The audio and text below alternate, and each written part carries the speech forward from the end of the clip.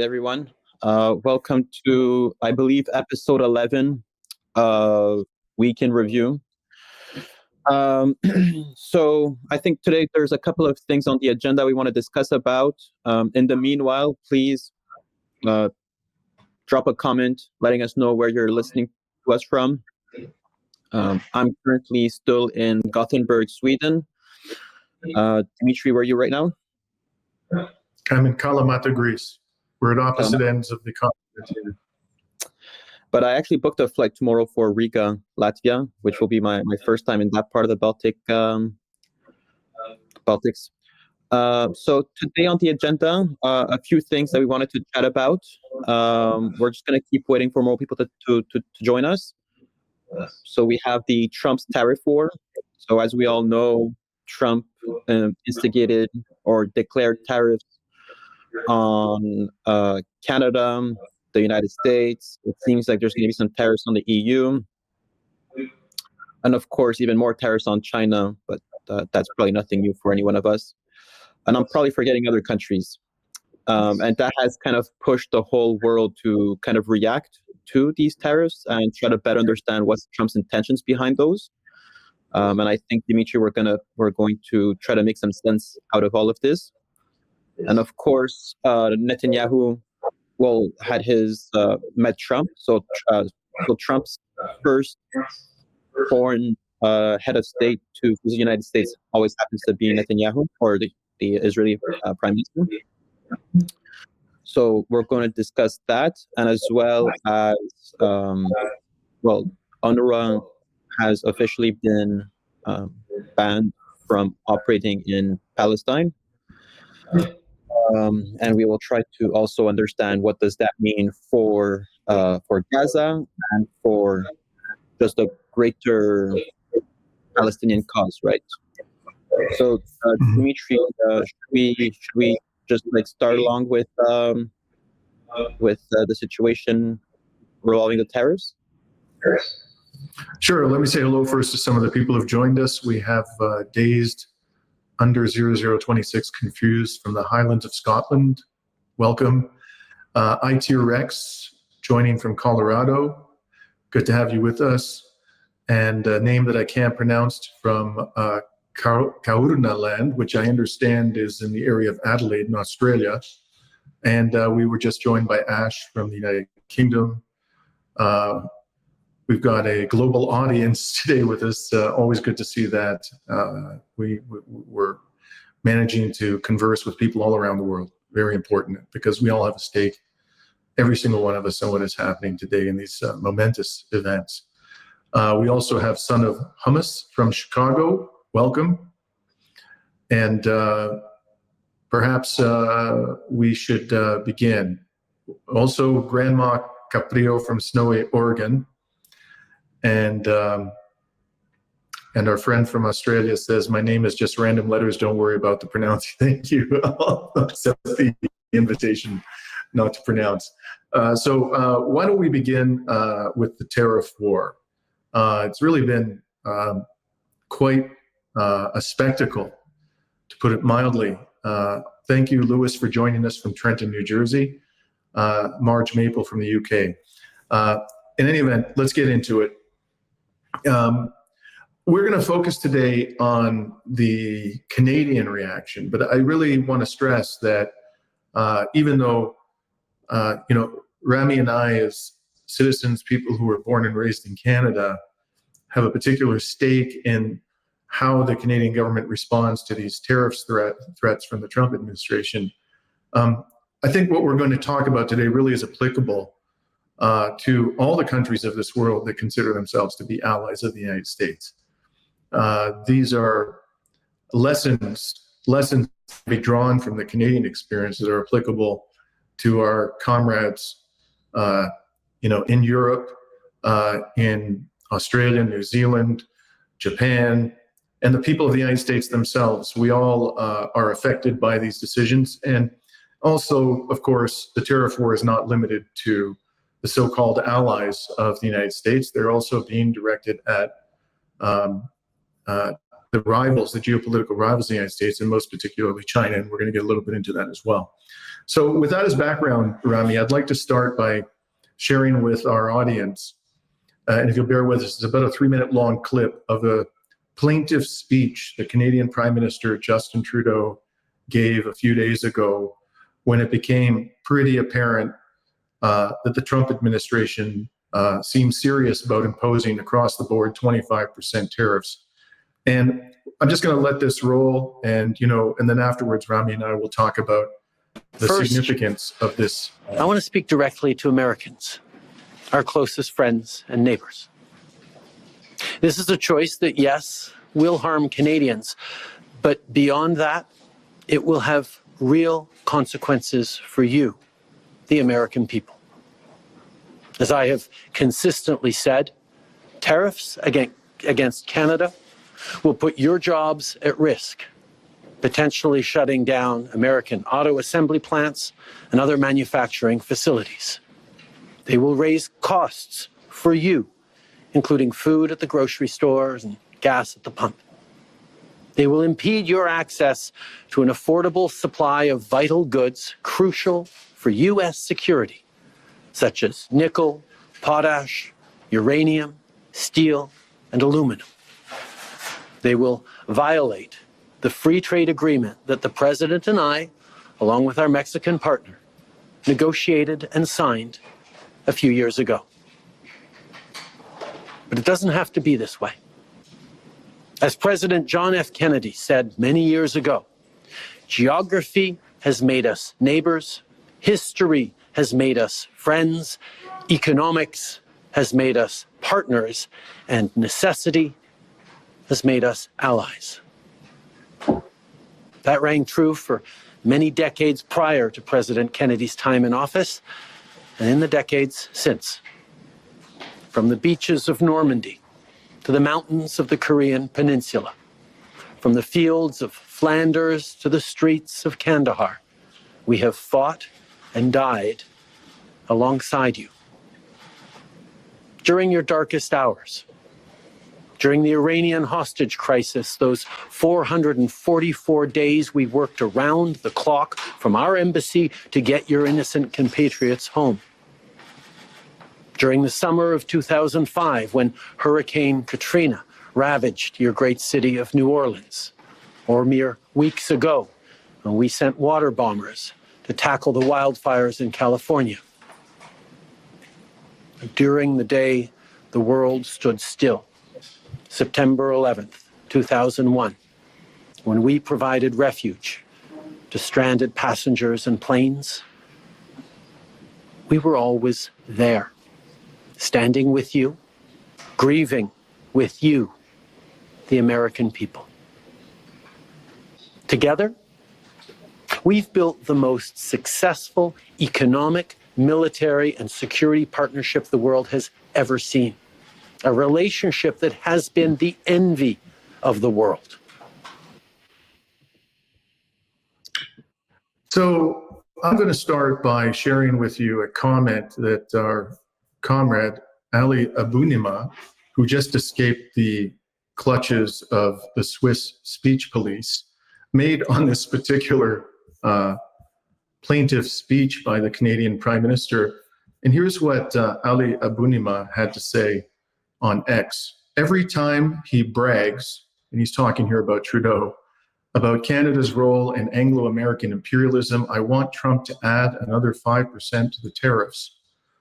Well, as a Canadian, I wouldn't like to see the tariffs ratcheted up even further, but I must say that I have a lot of sympathy for Ali's position. The quick initial thoughts related to Trudeau's speech is that it really feels like he's been listing our shared war crimes that we've committed together. As a Canadian, I take no pride in the actions that the Canadian Army have committed in Kandahar. Trudeau praises the joint security establishment that we've established together, right? This world order that has led to the war in Iraq that has killed over 1 million people over there. And honestly, as Canadians, we've played that role in Syria as well. And also when America decided to stop funding UNRWA, a quarter of a second later, we have done the same as well. and so did most of Europe. So I think that when we look at, Trudeau seems to be saying right now that our track record deserves a special privilege with the United States. And I don't think that's the kind of angle that as Canadians we should be tackling the end of sanctions. Now, as we wait for Dimitri to come back, some more thoughts that I had is that there might be many reasons why Trump would be putting such sanctions on pseudo allies, right, as Canadians, the European Union, Mexico. And that could be, for an initial thought that I had, was that maybe Trump's intention is to kind of put countries on the defensive, get some quick wins earlier on that he could sell on to his people, really, that he's changing the state of the world and he's bringing more security to Americans. But also possibly whenever Trump will want to take actions and maybe cutting the weapons supply to the Ukrainian army, maybe he will want other European countries to also stop with the United States to funnel weapons to Ukraine. And that could happen for many reasons. First of all, Trump has mentioned that he wants to annex Canada and Greenland. And within this whole sphere of geopolitics, as Canadians, I'm really hoping that the Canadian government is taking a more defensive response and wouldn't keep sending weapons to Ukraine while Trump is negotiating annexing Canada. So that's my first interpretation, is that this trade war is meant to bring a quick win early on to the U.S., well, to his followers, to the people that actually support Trump, and to then maybe change the geopolitical dynamics where countries are going to be less willing to oppose the United States in whatever its missions are. And then secondly, we know that the world has been opening up to China a bit more as they've been exporting better products. Sorry about that. Where did you lose me, Rami? These are the pitfalls of coming to you from Kalamata, Greece. No, of course. I think some people in the comments noticed that Greece is not the best place for internet. Yes.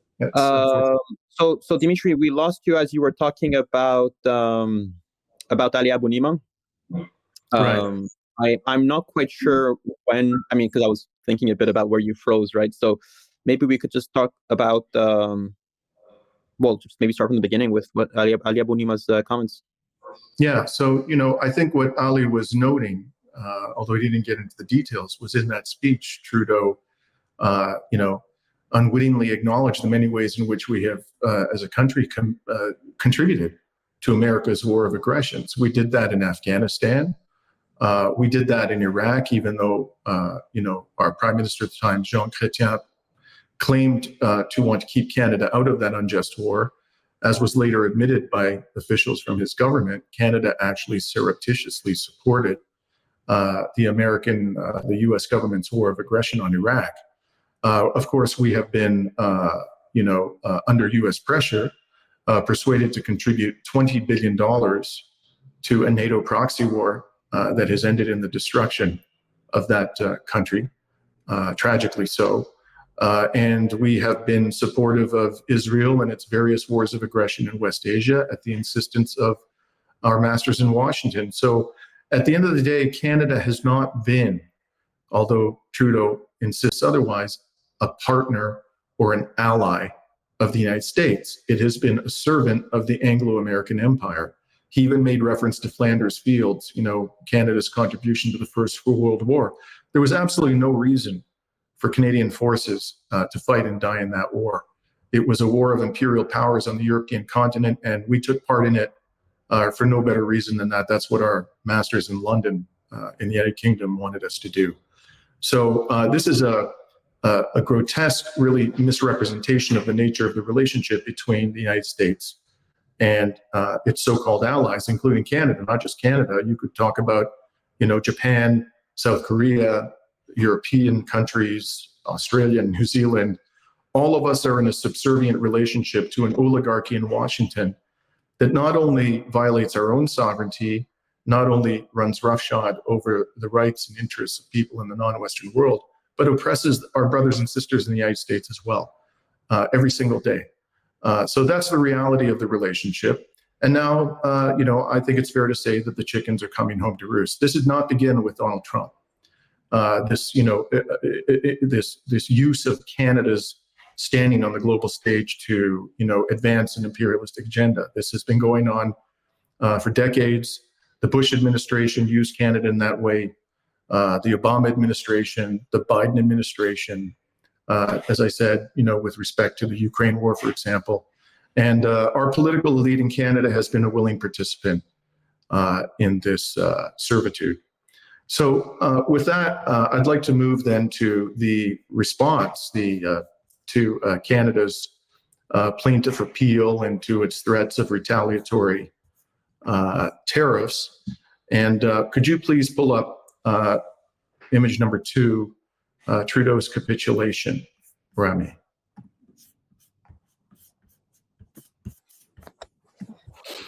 So you'll see here that just as the tariffs were about to come into effect, Justin Trudeau got on the horn with President Trump and revealed that the tariffs were being paused for at least 30 days. So what did Trudeau give in exchange for a temporary pause in the tariffs? He said, "We are implementing our $1.3 billion border plan, reinforcing the border with new choppers, technology, and personnel, enhanced coordination with our American partners, and increased resources to stop the flow of fentanyl. Nearly 10,000 frontline personnel are and will be working on protecting the border. In addition, Canada is making new commitments to appoint a fentanyl czar. We will list cartels as terrorists, ensure 24/7 eyes on the border, launch a Canada-U.S. joint strike force to combat organized crime, fentanyl, and money laundering. I have also signed a new intelligence directive on organized crime and fentanyl, and we will be backing it with $200 million. Proposed tariffs will be paused for at least 30 days while we work together." So what is completely absent from this, I'm going to call it a capitulation, is what did Canada get in return for making all of these commitments to the Trump administration? There was no commitment that the Trump administration will not impose tariffs if these measures are implemented. All we got was a 30-day reprieve. If that doesn't tell you the true nature of the relationship between Canada and the United States, I don't know what will. But what is particularly curious to me is much of this was already announced back in December before the Trump administration actually took office, the second Trump administration. Could you pull up image 3, please, Rami? Yeah.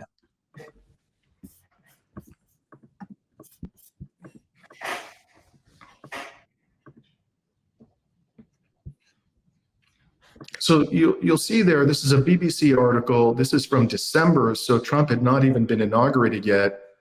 And the BBC reported, and many other media outlets, that Canada had promised to implement a set of sweeping new security measures along the country's U.S. border, including strengthened surveillance and a joint strike force to target transnational organized crime. The pledge follows a threat from President-elect Donald Trump to impose tariffs. Economists say such tariffs could strike a blow to Canada's economy. According to details of the plan, Canada's Minister of Finance and Intergovernmental Affairs said the federal government would devote $1.3 billion, which is the number that Trudeau cited in his most recent statement announcing the pause in the implementation of the tariffs. It's hard to say what's new, what additional commitments Canada made. I think, reading between the lines, the designation of the cartels as terrorist organizations, that's new. Although what difference that's going to make? I mean, Canada designating them as terrorist organizations after the U.S. has done so is probably not going to make any difference whatsoever to their operations. The U.S. designation of these organizations as terrorist organizations might have an impact, but Canada, no. Then he said he's going to appoint, a fentanyl czar.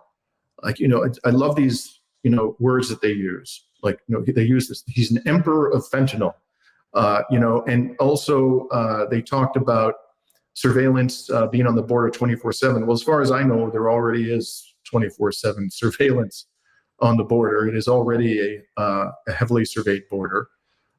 So I don't know exactly what is going on here. It doesn't sound to me like there's much more of a capitulation than the Canadian government already engaged in back in December.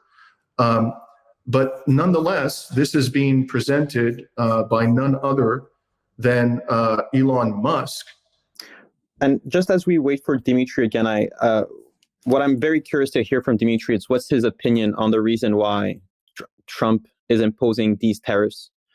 A quick thought that I had was mostly related to imposing to stop any form of collaboration that we would have with China, right? So we know that China has been a growing economic partner with many countries around the world, mostly in the global south, in Africa, Asia, Latin America. And I think this might be quite alarming for Trump to see that competition is getting much stronger between China and the United States. And now it's much more difficult to keep USA competitive, right? So American products are not as performant as the Chinese alternative. Chinese products are oftentimes much cheaper. We saw this last week with our talk related to DeepSeek. So that's my quick analysis from that. So Dimitri, one thing that I was curious to know, I know we lost you while you were talking about Elon Musk's response to the tariffs or to the concessions that Trudeau announced.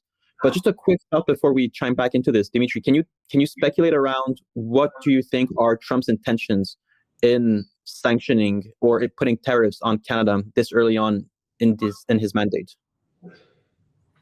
Well, at a bare minimum, he seems to want Canada to adopt a militarized border and to become a full participant in the miserably failed war on drugs.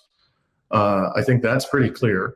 But, he's also mused openly about Canada being annexed. He didn't use the word annexed, but he talked about Canada becoming the 51st state. No.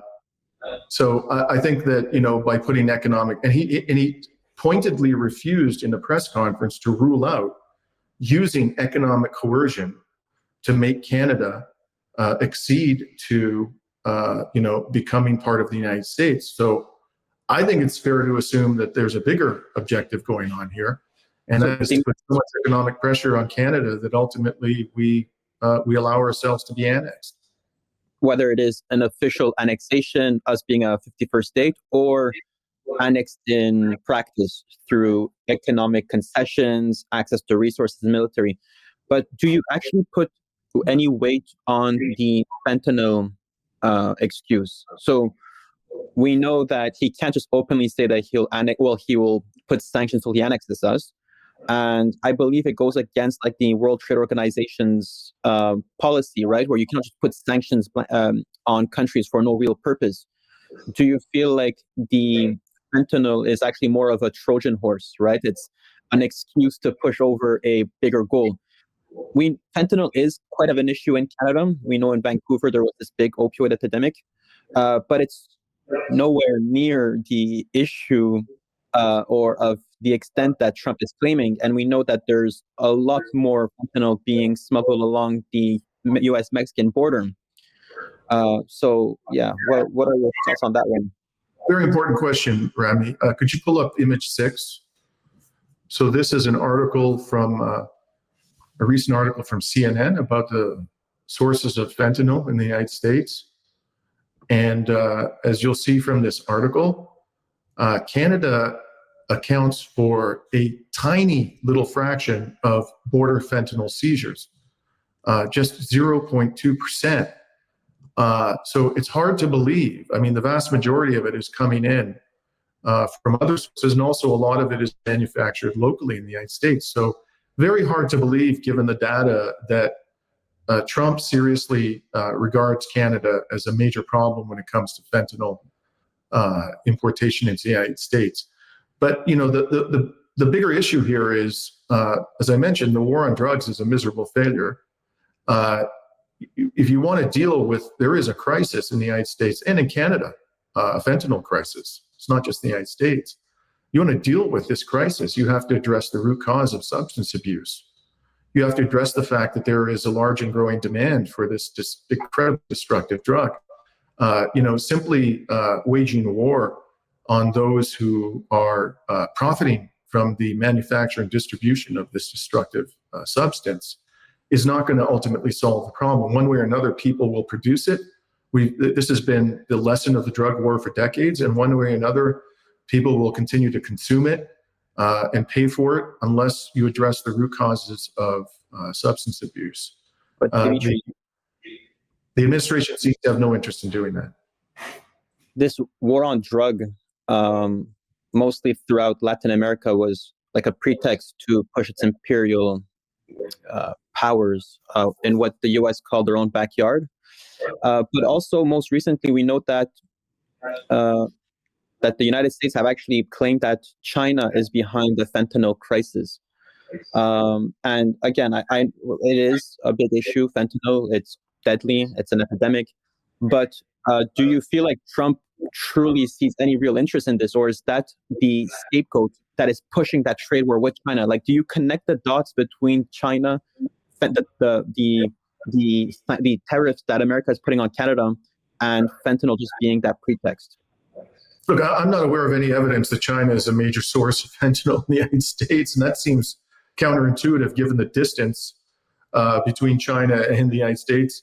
The logistical barriers to transporting it from China, and also the fact that China itself has very strict policies vis-a-vis drug production. So that just doesn't make any sense to me, and it seems to me to be very much a pretext, just like weapons of mass destruction were a pretext for invading and destroying the country of Iraq.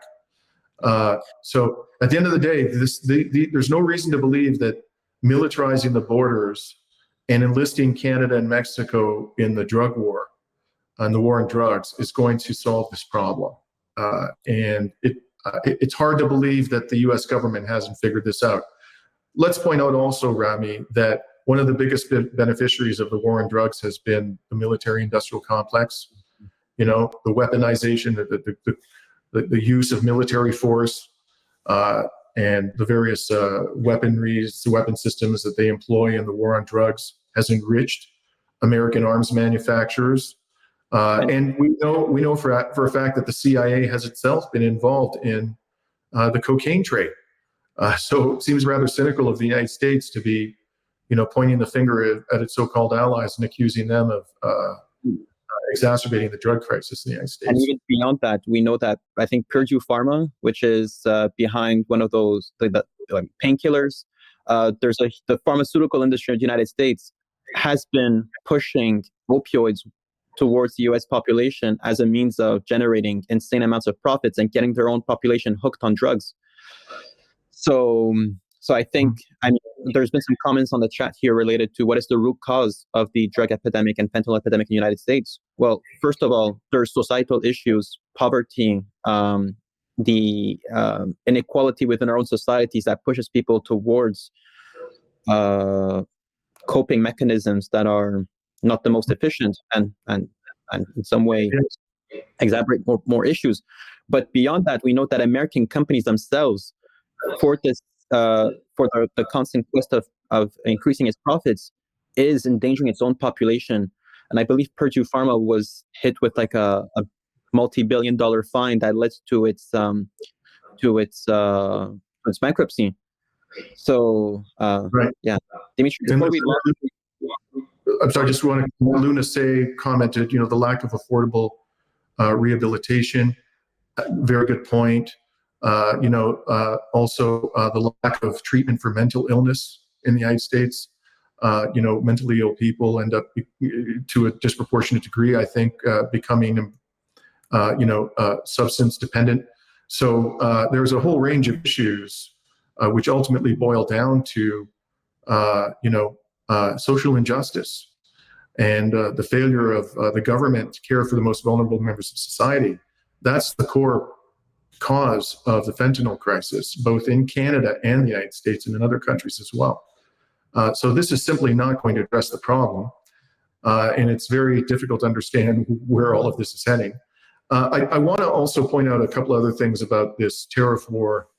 I have not been shy about saying, Rami, and I think you'll agree that the that the Trudeau government has been a dutiful vassal of Washington. This is a bipartisan endeavor in Canada. It's both conservative and liberal governments who have shown extraordinary deference to the United States and have not defended the interests of the country when they were confronted by aggression from Washington. So, for example, it was a conservative government that embroiled us in the brutal and corrupt Afghan war, which cost, as I mentioned, dozens of Canadian lives, many more wounded. And I want to just point out to you something from a statement by Pierre Poilievre, the current leader of the Conservative Party, on all of this. You could pull up Rami image 4.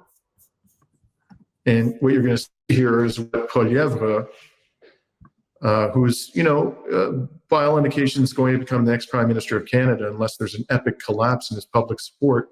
He retweeted this tweet by Andrew Leslie. Serious and demonstrable action is urgently required to show Canada is serious about borders and defense. Fully agree with this emergency response because it's the right thing for our sovereignty and the U.S.'s security, a win-win.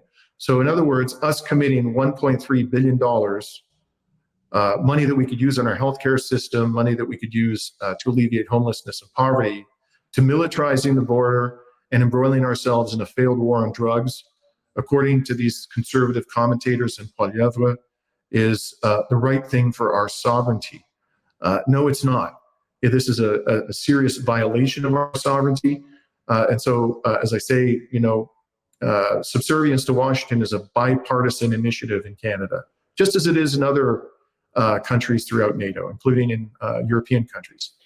Another thing I want to point out that, this attitude of subservience is not really necessarily reflective of Canadian public opinion. If you could pull up image number 7, Rami. And this is a recent poll done by a reputable polling agency in Canada. People were asked if they wanted to become the 51st state of the United States.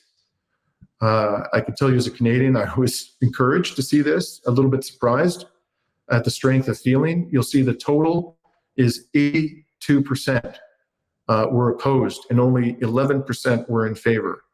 The province, which had the highest level of support for Canada becoming the 51st state, was Alberta, the biggest oil producer in the country, whose premier, Daniel Smith, has shown, I think it's fair to say, the most deference to Washington of all the provincial premiers. But even there, even in Alberta, 79% were opposed. And then you go to Ontario. This was an eye-popper for me. Ontario, which is has a lot of interaction with Americans, very dependent upon economic relations with the United States. 83% were opposed. Quebec, same figure, 83%. So there doesn't seem to be any appetite on the part of the vast majority of Canadians for Trump's initiative to see Canada swallowed up by the United States. And another thing I'd like to point out before we move on is a comment by Canadian Chief of Defense Staff Jenny Carignan. Again, this just goes to show how the entire Canadian political elite and military elite are on board. This would be image number 5, Rami. How they are on board with this whole posture of extreme deference to Washington. And you'll see there that this is in French. This was an interview that she gave to Le Devoir, a major media outlet in Quebec. And the headline is, Le Canada doit prendre en main sa défense, exhorte la chef d'état-major. And then in the body of the article, she's quoted as saying that the major threats to Canada are Russia, China, Iran, and North Korea. They have weapons that the Taliban didn't have. And so we have to be building up our defenses, particularly our air defenses, to protect from attacks by them. And then she was asked about the United States at a very moment when Trump was threatening potentially devastating tariffs on Canada and openly talked about annexing Canada as the 51st state. And she said to Le Devoir that our relationships with the U.S. military remain rock solid. So imagine if Russia or China said openly, their governments, that they wanted to make, Canada the 51st oblast of Russia or the 51st province of China. I very much doubt that, the chief of defense staff of the Canadian military would be doing anything other than screaming bloody murder. But when the threat comes from south of the border, it's like, oh yeah, our relations are rock solid. Dimitri, do you think that this quote by that you just shared with us demonstrate that for many Canadians, the territorial integrity of Canada does not exist, and it's more the integrity of the duopoly that owns the country, in a sense where when foreign countries such as China and Russia, who don't even have any territorial claim within our land in Canada, are perceived as threats, yet a possible annexation, which might benefit in some way our duopoly, I don't know, is not seen as a threat, especially in the context of the war in Ukraine, where we're talking here about never acknowledging the annexation of Crimea, never recognizing possible territorial swaps between, not swaps, but conceding any land to Russia. It seems quite embarrassing as a Canadian to hear this, that people that are trying to annex our land are not seen as threats, and really makes me wonder what is the actual state of our military. We're quick to go to war. I think we lost Dimitri again. We're quick to go to war for America and Afghanistan. And it seems like our army is already in total control of the United States, since we're not showing any of our teeth when it comes to opposing the United States trying to claim our land. Yet we're quick to send weapons and soldiers to Afghanistan. We didn't do so in Iraq, but we participated in I believe in the NATO bombing of Yugoslavia. So as we wait for Dimitri to come back, I'm gonna find a way to get better internet for him in Kalamata. But some quick thoughts that I've had as well is, Dimitri, before you left, I was mostly talking about the Canadian Army. Who is it actually defending if it's not our land? Are they defending solely our duopoly? Since China and Russia is not a threat to our territorial integrity, they don't claim any of our land. There may be a threat to our markets, being able to undercut the duopoly in Canada, but in general sense, right? We don't have nuclear Chinese submarines docking around Canada. Yet Canada is putting nuclear submarines between Taiwan and China in the Strait of Taiwan. So I'm just curious, who is the Canadian Army actually defending? Well, look where the forces are distributed, right?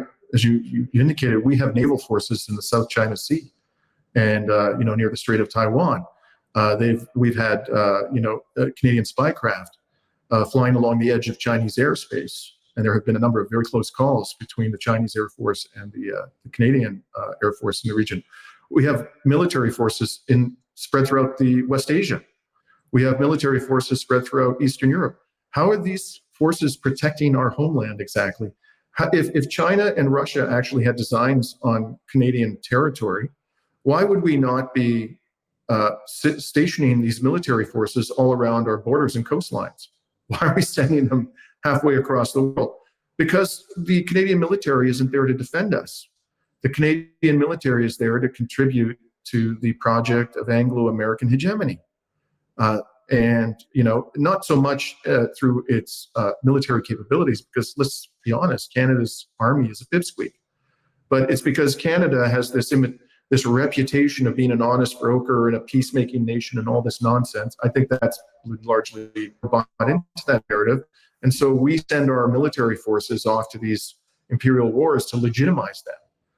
That's the function that they play primarily. And also to enrich the military industrial complex in the United States. We've committed to buy, for example, these highly faulty, constantly, in disrepair F-35s. And, the parliamentary budget officer estimates that with life cycle costs, that's going to cost us $72 billion. That's an enormous amount of money. We don't need those aircraft. If anything makes any sense, if you actually believe the narrative of the Canadian military about who threatens the homeland, what we would be investing in, the top of our shopping list would be air defense systems. It wouldn't be F-35s. It wouldn't be surface combat vessels. It wouldn't be Leopard tanks. It would be air defense systems. If we had enough, and we don't have any effective air defense in Canada. So that tells you all you need to know about the true objective of the Canadian military, its true purpose. In some way, the F-35s I see it as a way of, and this is as ironic as it may sound, we're buying our own sovereignty away from the United States, because we're buying these jets and they're giving us the opportunity to consider us a good ally until we're not anymore. Dimitri, just earlier on, you wanted to show us a tweet from Elon Musk. Is that still relevant?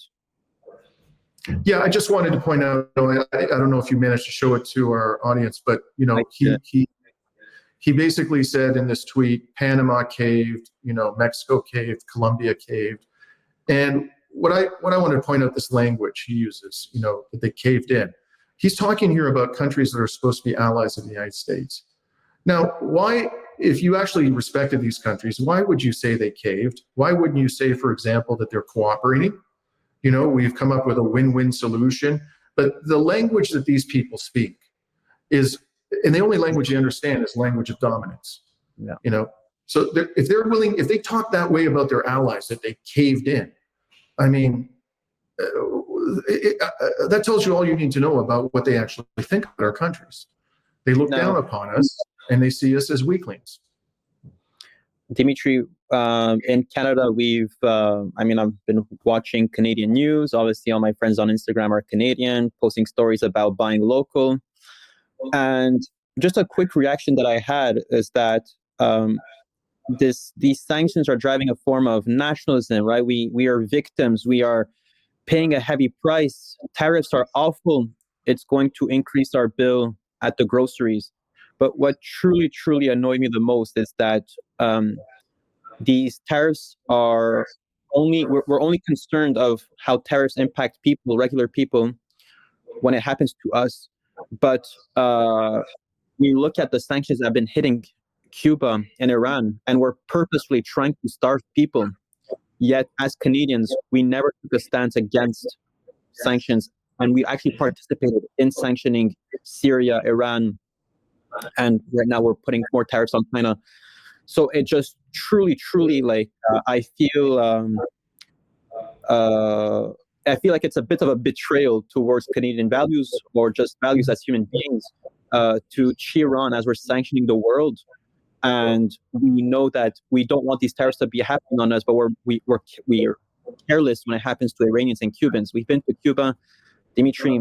People are paying a heavy, heavy price for their own sovereignty, to lead a life of dignity, to keep spreading doctors around the world. And Iran, who I think they're one of the biggest industries that is impacted by the sanctions in Iran, is the healthcare industry, where they cannot even source certain crucial medicine for its own population. So I just feel like that double standard, not necessarily a double standard, but it's just like, there's this quote about first they came for the communists, whatever, right? This Dimitri, you probably know it better than me, but it's just around the lines of first they came for the Cubans, we sanctioned them, we didn't say anything. We sanctioned Iran, we didn't say anything, and now they're targeted towards us because there's no one left to sanction. So I think it's a really important point, Rami. Absolutely. I know some of the people out there who've been commenting about these tariff threats and condemning the Trump administration. They have a principled approach, and they are opposed to economic warfare against all countries. When the warfare hurts innocent people, as it generally does. But a lot of the people in Canada who got worked up about this, as you rightly point out, they don't seem to be bothered by us in the West waging economic warfare on countries that have far less economic resilience than our country does. And seeing entire economies destroyed, like the Syrian economy, the Venezuelan economy. You mentioned Cuba. I would hope that Canadians who have not until now shown sympathy for the innocent victims of our economic warfare, but who are offended by what the Trump administration is trying to do, will now, begin to start kind of put themselves in the place of people in the non-Western world who are much less able to endure this kind of economic warfare, and change their attitude towards sanctions. These unilateral sanctions that have caused so much suffering. And specifically in the case of Venezuela, right? We're putting a lot of blame on the Venezuelan government for its for its struggling economy. But when it comes to Canada, we're not putting any blame on the Canadian government for its struggle for these tariffs. We're actually, and rightfully, blaming the United States. And this form of nationalism is driven out. I haven't been to Canada since the tariffs were put in place, but I'm seeing pictures of people saying we need to buy Canadian. I think American liquor has been removed from our stores. Yet we don't really acknowledge that actually, in many cases, Venezuelans are empowered by their government because they're being attacked by sanctions from the West. And that logic doesn't only extend, it extends beyond Canada. So Iranians are being in solidarity with their own government as they're opposing the entire world with their sanctions. So is the Cubans, the Venezuelans, the Chinese. And we know that tariff sanctions don't hurt the duopoly in Canada. They're actually benefiting in some way now as people are buying more local products. It is hurting the middle class and the working class Canadians. And we know this in Venezuela, it's the case in Iran. Even if any grudges that we have against the Iranian government or the Venezuelans, it's not targeting the people that it should. So we should be always advocating. I forgot who it was, but maybe it was Max Blumenthal, who I think we were talking about the case of how should sanctions be applied. And in a general case, our economic sanctions should be seen as a very, very last resort because it does hurt the middle class and it does hurt the working people. So they should target the wrongdoers, not the innocent population. Absolutely. Rami, can we move on to a couple of things before we talk about Netanyahu's visit to Washington? There are two, so we've been kind of focusing on the negative vis-a-vis the Trump administration's interactions with its so-called allies, but there were at least two very interesting statements made by Marco Rubio in quite a remarkable interview with Megyn Kelly of Fox News. And we wanted to show you these two clips because I think they're a good sign. It's not all bad. Hopefully, the Trump administration's actual policies will reflect this particular rhetoric. But why don't we pull up the first Marco Rubio excerpt? This will be number 9. 8 or 9. There's one about Ukraine, one about U.S. hegemony. Yeah, let's start with the Ukraine one. Another issue that's got the party divided. You've got a lot. I'm sticking with the Republicans now because there's a whole other debate with the other side of the aisle, but who say, no, Putin's a bad actor, Russia's a growing threat, and we're doing the right thing by backing Ukraine. And I would say the majority of Republicans now are against that viewpoint and think we've spent too much. It's any place from 105 billion to 187 billion. And they've lost. We just have to be realistic about the fact that Ukraine has lost. It's not going to gain back any of this ground. And we need a negotiated settlement now before we keep throwing good money after bad. And we can't afford it. We've got Americans who are suffering now. I think that's the majority view, even on the Republican side now. It also happens to be the reality on the ground. First, let me say this. We think what Putin did was terrible. Invading a country, the atrocities he's committed, he did horrible things.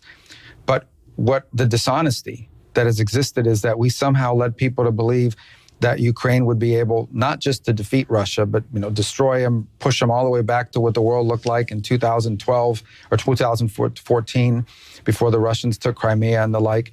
And in the result, what they've been asking for the last year and a half is to fund a stalemate, a protracted stalemate, in which human suffering continues. Meanwhile, Ukraine is being set back 100 years. Their energy grid is being wiped out. Someone's going to have to pay for all this reconstruction after the fact. And how many Ukrainians have left Ukraine living in other countries now? They may never return. That's their future, and it's endangered in that regard. So the president's point of view is this is a protracted conflict, and it needs to end. Now, it needs to enter a negotiation. In any negotiation, both sides are going to have to give something up. I'm not going to pre-negotiate that. That's going to be the work of hard diplomacy, which is what we used to do in the world in the past, and we were realistic about it. But both sides in a negotiation have to give something. And that's going to take time. But at least we have a president that recognizes that our objective is this conflict needs to end, and it needs to end in a way that's enduring, because it's an unsustainable on all sides. It's ultimately unsustainable. For Russia's paying a big price for this in their own economy, their inflation rate and the like. But at the end, that's the president's position.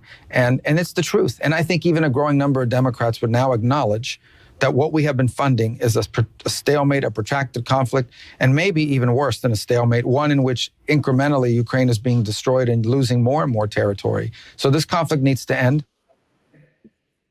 Okay, so let's first of all just deal with the crap.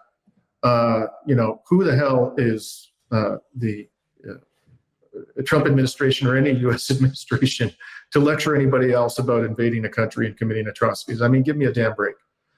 This is a government that has been effectively perpetrating a genocide in Gaza for the last 15 months. We could go on and on about the wars of aggression the U.S. has waged on false pretexts. So I don't attach any weight whatsoever to, Rubio's moral judgments about the conduct of the Russian government and the other government. The other thing to be said about this is the idea that the current situation in Ukraine is a stalemate is a total fantasy. I could sit here and rhyme off dozens of towns and villages and settlements that the Russians have seized over the last year. I'll just mention a few. There's Avdiivka, a heavily fortified town in the Donbass, Ugledar, another heavily fortified town in the Donbass. They took Khorakova. They've effectively taken Toretsk. They are on the verge of taking Chasiv Yar. Of course, there was the brutal Battle of Bakhmut, which the Ukrainians lost. I could go on and on. It's not a stalemate, folks. Russia's winning the war, and it's winning the war decisive, and its advances are accelerating. But let's put all of that aside.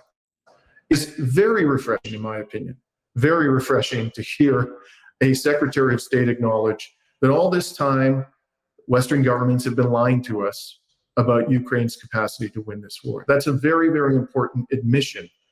And we shouldn't give the people who lied to us about this proxy war a free pass, whether it be Trudeau, Annalena Baerbock, Starmer, Rishi Sunak, Emmanuel Macron, Schultz. They all lied to us, folks. This war was never winnable. There was no realistic prospect for a whole host of reasons, which we've discussed many times. Many military experts have discussed. It was never realistic to expect Ukraine to win this war. And what we have done, if we have led them down, as John Mearsheimer said, the primrose path, and it has resulted in the destruction of this country. In our lifetimes, they're unlikely to recover from this disaster. And it's all because of that foundational lie that we've been told all this time. So shame on all those politicians out there, in particular, those who claim to be of an anti-imperialist orientation who supported this proxy war. But I really, even more so than this admission that we were lied to about Ukraine being able to win this war, is something else that Rubio said in that interview, which is quite remarkable. Could you pull up the comment about unipolarity? In the video? Yeah, this is the second Rubio video. On the second one, yes. For the world to simply have a unipolar power, that was an anomaly. It was the product of the end of the Cold War. But eventually you were going to reach back to a point where you had a multipolar world, great powers in different parts of the planet. We face that now with China and to some extent, Russia. And then you have rogue states like Iran and North Korea you have to deal with. So now more than ever, we need to remember that foreign policy should always be about furthering the national interest of the United States and doing so to the extent possible, avoiding war and armed conflict, which we have seen 2 times in the last century be very costly. They're celebrating the 80th anniversary this year of the end of the Second World War. That I think if you look at the scale and scope of destruction and loss of life that occurred, it would be far worse if we had a global conflict now and life on the planet. Yeah, so I see some of the comments there, but I would just be clear, I'm no Rubio fan. I can't stand the man, so I don't want anybody to think otherwise. But these are nonetheless important admissions. And, Sarah Hogan is mentioned in the comment. They're admitting that hegemony is over. They're admitting it.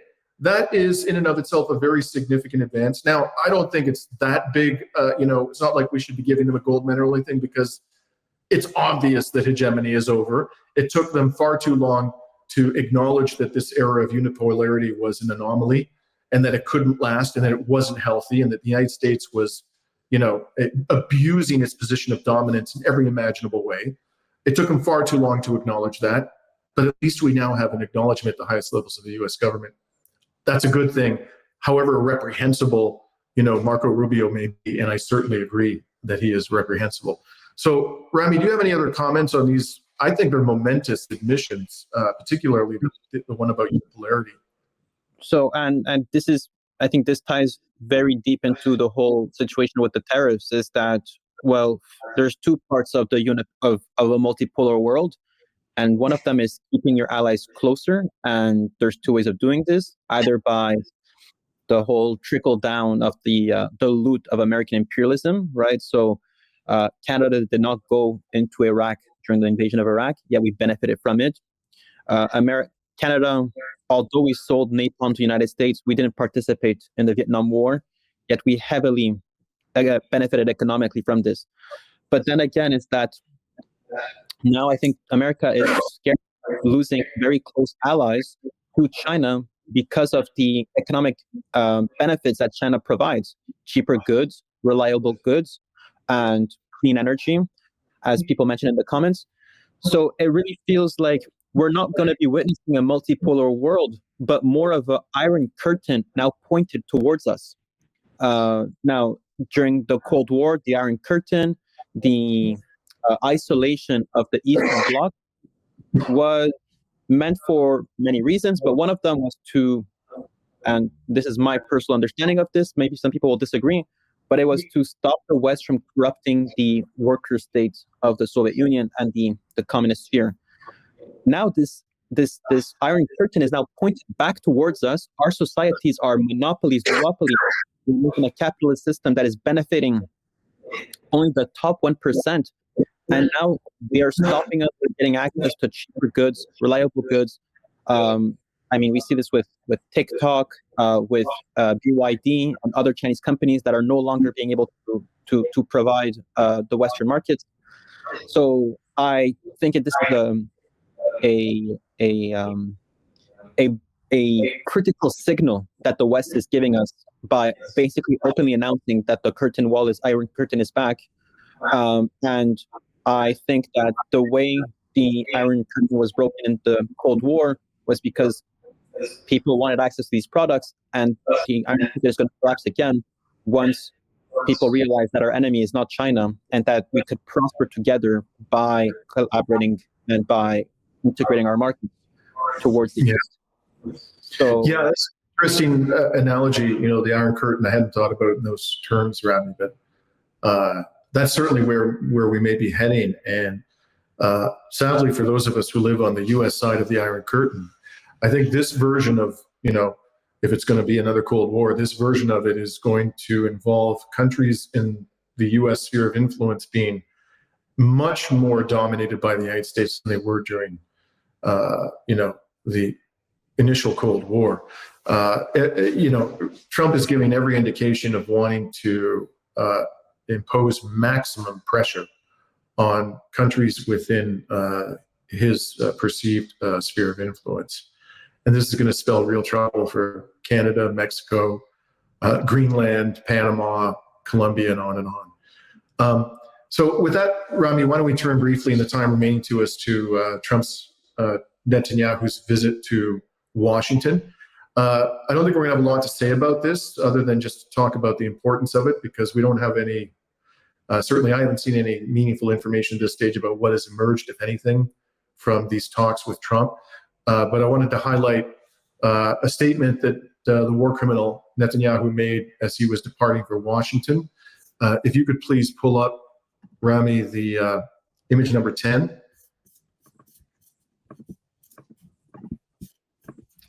This was a statement on X that Netanyahu put out. Looks like he was just about to board the aircraft. And if you go down to the last paragraph, I'm not going to read this whole thing. The decisions we made in the war have already changed the face of the Middle East. Our decisions and the courage of our soldiers have redrawn the map. But I believe that working closely with President Trump, we can redraw it even further and for the better. The man is openly declaring his intention to steal by conquest even more land. So what does that mean exactly? They are currently occupying sliver. They haven't withdrawn as they were required to withdraw under the Lebanon ceasefire from all Lebanese territory. They did withdraw from some of it, but they still have some land in South Lebanon. Of course, they've expanded their illegal occupation of Syrian land. Everybody seems to, understand that Israel is likely going to ask Trump to formally recognize Israel's annexation of the West Bank. What else does he have in mind, this war criminal, when he talks about redrawing the maps of West Asia? Well, we know that there is a concept of Greater Israel, which is openly championed by the more extreme elements within his cabinet, particularly Smotrich and Ben-Gvir. And that includes parts of Jordan and even Iraq and large swaths of Lebanon that Israel doesn't currently occupy. I think that this is really a pivotal meeting between Trump and Netanyahu. The signs are not good thus far. One of the things that Trump did on the very day when Netanyahu was to arrive in Washington was declared that the United States is going to stop funding the United Nations Relief Works Agency. And it's very clear that the whole purpose of the United States and Israel in trying to destroy UNRWA, as it's called, is to deprive Palestinians of humanitarian aid, particularly in Gaza, at a time when they never needed it more. The Strip has been rendered unlivable. So by depriving them of humanitarian aid, they can complete the genocide without continuing to bomb, the Strip into oblivion. So that's a bad sign, obviously. But is Trump going to, be on board with wholesale resumption of the carpet bombing of Gaza? I don't know. Is Trump going to be able to, pressure the king of Jordan and the dictator of Egypt to take 1.5 million Palestinians from Gaza? That seems doubtful. And even if they agree to it, how would he implement that when Israel's military forces couldn't even take, and secure Beit Hanun in the northeast of Gaza, of the Gaza Strip? All I know is the outcome of this meeting is probably going to be pivotal for the future of West Asia. And let's hope that Trump has the wherewithal to stand up to the Israeli government and the Israel lobby. I have my doubts for obvious reasons, but I think we're going to know the score very soon. Rami, what are your thoughts? Dimitri, we're seeing hurdles on UNRWA already. So all of the trucks at the border with Gaza and Egypt, the Rafah crossing, had to relabel all of the boxes to remove the UNRWA logo. Volunteers at the border mentioned that this pretty much delayed shipments by a couple of days. So we know that there's a system intentionally designed to starve off Gaza. And if we're having issues bringing in existential supplies such as food and medicine into Gaza, then what about construction supplies, which are obviously existential as well, but for Israel, they would probably argue it isn't. So the map of Gaza could be changed just by blocking off, strengthening the blockade over Gaza, and not allowing any construction materials inside. I mean, there's just so much you can repurpose the rubble of Gaza, and that's where I think the struggle might be. And there was a quote from Trump saying that he has no guarantees that the second phase of the ceasefire will actually take place. So we can maybe anticipate a possible false flag or some measures to blame Hamas and the people of Gaza for a resumption of the genocide. So Dimitri, we've been very skeptical from the beginning, and I think Trump is obviously not the honest partner the region needs, and no American leader will most likely ever be. But we need to keep our eyes on Gaza and see how things will develop, and we need to keep putting pressure on the apartheid state to allow the entry of more food and supplies. Right.